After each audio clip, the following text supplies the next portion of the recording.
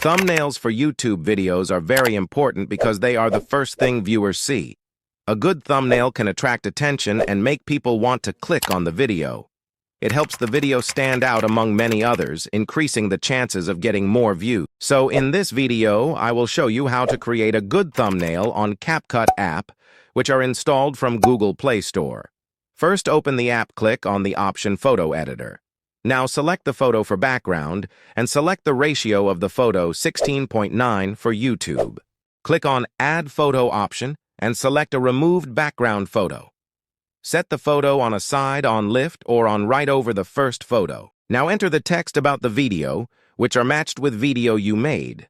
For example, I can writing that how to make thumbnail using CapCut. Select the color and style to the text. Now I have adding the CapCut PNG and putting this in the side over the text. Now I have adding another PNG and put it on the head of CapCut PNG.